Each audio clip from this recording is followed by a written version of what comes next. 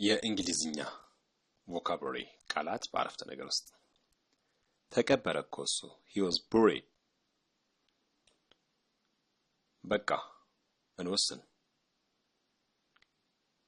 let's just decide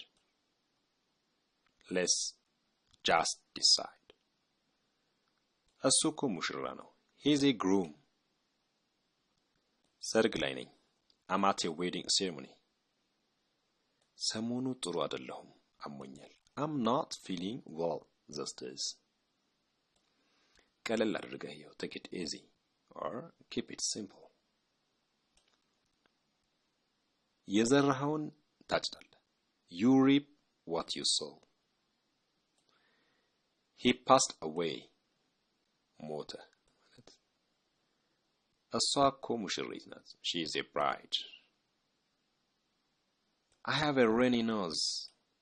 በጣም ንፍጥ አለኝ I have a runny nose Thank you very much